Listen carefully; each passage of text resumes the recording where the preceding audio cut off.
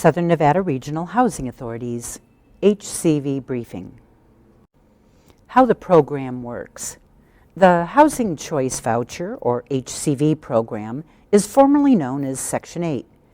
It was established by Congress through the U.S. Department of Housing and Urban Development, HUD, and is the federal government's major program for assisting very low-income families, including the elderly and disabled, to afford decent, safe, and sanitary, affordable housing in the private market.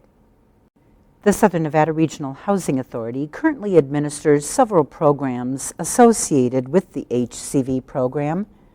For example, Mainstream Voucher Program, Mobility Program, Family Unification Program, Portability, moving in or out of our jurisdiction, VASH, Veteran Affairs Supportive Housing, Project-Based Vouchers, or PBV, and Rental Assistance Demonstration, or RAD. Housing assistance is provided on behalf of the individual or family. Participants are able to find their own housing, including single-family homes, townhouses, and apartments.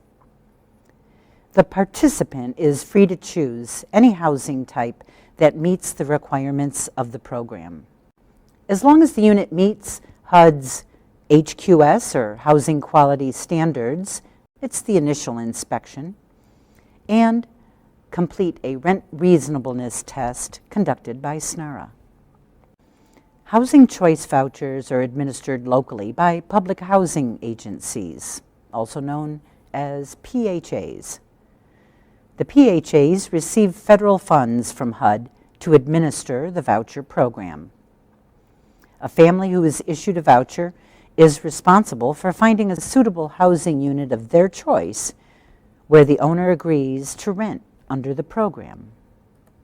Rental units must meet minimum standards of health and safety as determined by the Southern Nevada Regional Housing Authority. A housing subsidy is paid directly to the owner on behalf of the participating family. The family is responsible for paying the difference between the actual rent charged by the owner and the amount subsidized by the program. Let's talk a bit about family responsibilities. When the family's unit is approved and the Housing Assistance Payment, or HAP, contract is executed, the family must follow the rules in order to continue participating in the HCV program. These family obligations are also outlined on the voucher. The family must supply any information the PHA or HUD determines to be necessary, including evidence of citizenship or eligible immigration status, and information for use in a regularly scheduled re-examination or interim examination of family's income and composition. Family must also disclose and verify Social Security numbers and sign and submit consent forms for obtaining information.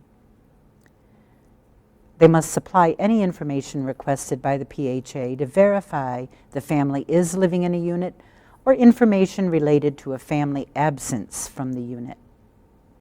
The family must also promptly notify the PHA in writing when the family is away from the unit for an extended period of time, in accordance with PHA policies. Family must also allow the PHA to inspect the unit at reasonable times and after a reasonable notice. The family must also notify the PHA and the owner in writing before moving out of the unit or terminating the lease. The family must use the assisted unit for residence by the family. The unit must be the family's only residence, and the family must promptly notify the PHA in writing of birth, adoption, or any court-awarded custody of a child. The family must request the PHA written approval to add any other family member as an occupant of the unit. They must promptly notify the PHA in writing if any family member no longer lives in the unit. The family must also give the PHA a copy of any owner eviction notice. The family must also pay the utility bills and provide and maintain any appliances the owner is not required to provide under the lease. Any information the family supplies must be true and complete. The family, including each family member, must not own or have any interest in the unit, commit any serious or repeated violation of the lease, commit fraud, bribery, or any other corrupt or criminal act in connection with the program. The family must not engage in abuse of alcohol, drug-related criminal activity, violent criminal activity, or other criminal activity that threatens the health, safety, or right to peaceful enjoyment of other residents and persons residing in the immediate vicinity of the premises. The family must not sublease the unit, assign the lease, or transfer the unit, and they cannot receive HCV housing assistance while receiving another housing subsidy for the same unit or a different unit under any other federal, state, or local housing assistance program. The family must not damage the unit or premises, other than damage from ordinary wear and tear, or permit any guest to damage the unit or premises. The family must not sign a side payment agreement with the owner. The family must not receive HCV program housing assistance while residing in a unit owned by a parent, child, grandparent, grandchild, sister or brother, or any member of the family, unless the PHA has determined the unit would provide reasonable accommodation for a family member who is a person with disabilities. What to remember so far? The family must provide any information requested by SNRHA. The family must also report any changes in writing to SNRHA. The family must use the assisted unit as their own residence and cannot allow anyone outside the family to reside in the unit. The family must provide SNRHA any eviction notices they receive and cannot move out without the written approval of SNRHA. And finally, when in doubt, call your caseworker. Owner responsibilities? The owner or landlord must screen families who apply to determine suitability as renters. They must also comply with fair housing laws and maintain the housing unit by making necessary repairs. The owner or landlord must comply with terms of the HAP contract, which is between the owner and the Public Housing Authority. The owner must also collect rent due from the family and comply with and enforce the lease. The owner must provide the Public Housing Authority with copies of all notices served to the participant, including any judgments or summary of evictions. The owner must not violate the Fair Housing Act or other federal equal opportunity requirements, and they cannot be a parent, child, grandparent, grandchild, sister or brother of any family member in the unit. The owner must not violate obligations under a housing assistance payment contract under Section 8 of the 1937 Act, 42 U.S.C. 1437F. The owner cannot engage in drug-related criminal activity or any violent criminal activity. The owner must not commit fraud, bribery, or any other corrupt act in connection with any federal housing program. The owner cannot have a history or practice of non-compliance with our housing quality standards, inspections, cannot have a history or practice of renting units that fail to meet housing codes, and they cannot sign a side payment agreement with any HCV participants. The Fair Housing Amendment Act declares that it is a national policy to provide fair housing throughout the United States and prohibits specific kinds of discriminatory acts regarding housing if the discrimination is based on race, color, religion, age, sexual orientation, marital status, disability, familial status, or national origin.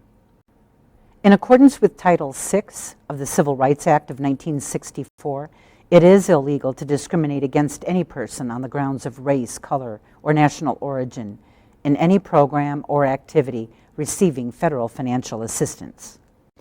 If you feel your rights have been violated, you can write a letter to HUD or telephone the HUD hotline. You have 1 year after an alleged violation to file a complaint.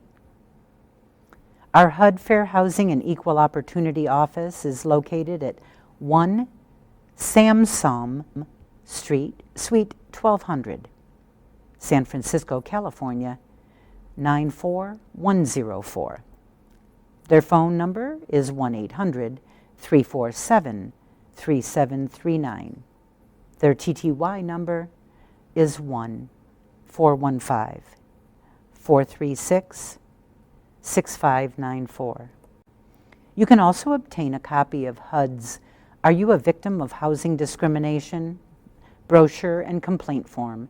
You can review it, complete it, and submit it to HUD.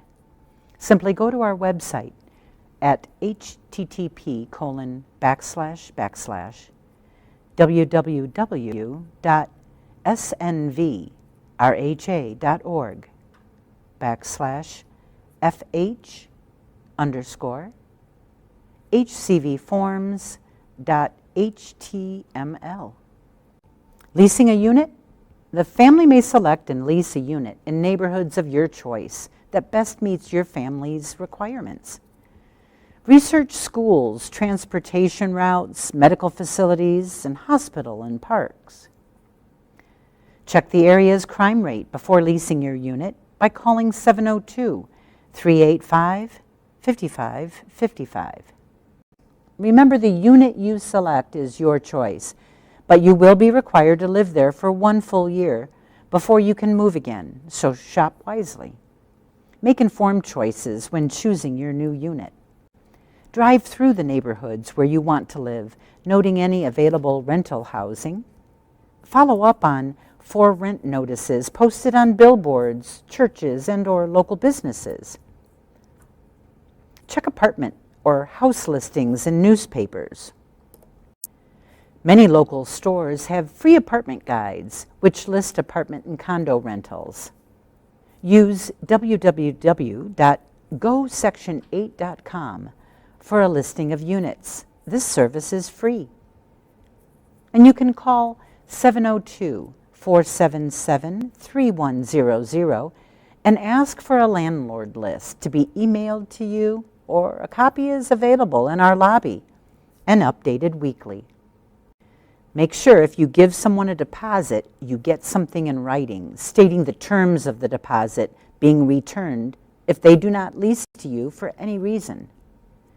Verify their ownership or authority to engage in a rental agreement. Avoid being part of a scam by requiring your potential owner to allow you to look at the unit you could potentially be living in. This map shows areas that don't have a high concentration of low-income families. It's called our deconcentration or mobility map. This deconcentration mobility map and brochure is available on our webpage. Again, http://www.snv.rha.org/FH_HCVforms.html. Remember, you may utilize your voucher to lease a unit in any area of Clark County or anywhere in the United States you choose.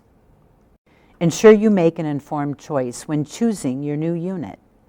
Again, you will be required to live in the unit you select for 1 year. So be sure to do the research. Effective communication. If you require a different form of communication other than written English, such as foreign language, Braille, or larger print, or if there's someone you authorize for us to speak with on your behalf about your assistance, please advise our SNRHA staff. The 3 steps. Southern Nevada Regional Housing Authority, or SNRHA, requires 3 steps before moving into your new unit. Email or mail, the move packet, the RFTA packet, and inspections. Step 1, email or mail. After this briefing, we'll once again conduct a roll call and ask if you have any questions. It's at that time we'll obtain your communication preference, such as, do you prefer the email we have on file, or do you prefer that we mail you correspondence? We'll confirm your mailing address on a separate phone call to you within the next 48 hours. The following documents will be sent to you within 48 hours of the conclusion of this briefing. Declaration 214 status, it's a citizenship status.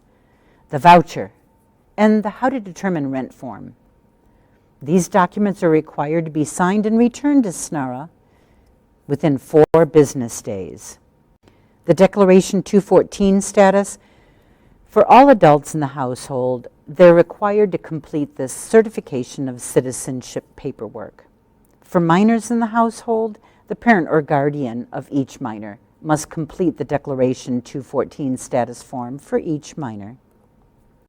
The voucher, it'll be individually prepared and sent to you, and it will include an expiration date and the bedroom size of the voucher. Be aware of the expiration date. If your voucher expires, your housing assistance will terminate. Voucher suspension. The voucher suspension begins when the family submits the RFTA packet and ends when the family is notified in writing of the denial of the tenancy by using the Notice of Cancellation of RFTA form. The participant will receive the tolling days back on their voucher should they need to find another rental unit. How to request an extension? Well, a family may request more time to search for a suitable unit by submitting the Family Request for Extension form. The written request must be received by or before the expiration date on the voucher. The extension is good for an additional 30 days. What is my portion of the rent? Well, the rent portion paid by the family is the difference between the housing assistance payment, or HAP, and the full contract rent for the unit.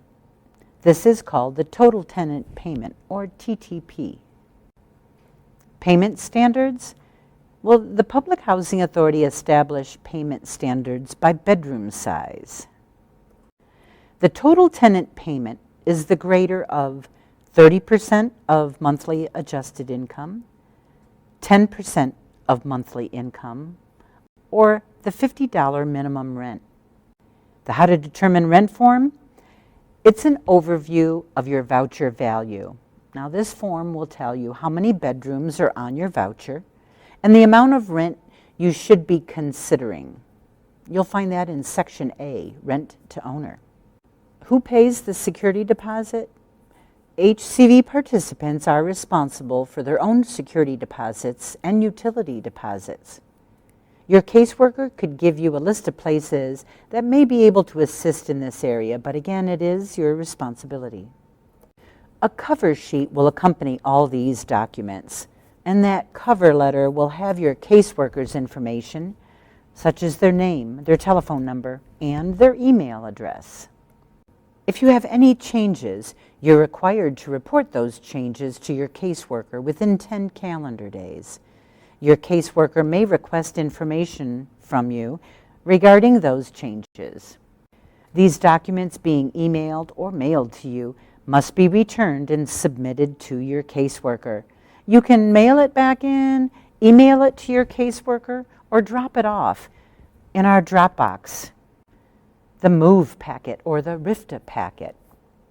It's available online at www.snvrha.org. You may also ask your caseworker for a RFTA packet while out looking for a unit to move into.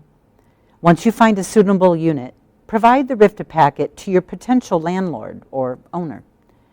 Once the RFTA packet is completed, it must be turned into our office, and this will be forwarded directly to your caseworker.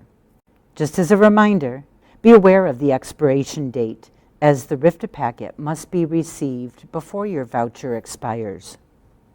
Once the RFTA packet is received, SNRHA has 10 business days to schedule an initial inspection with your potential landlord. Please be patient as your paperwork is processed within SNRHA departments.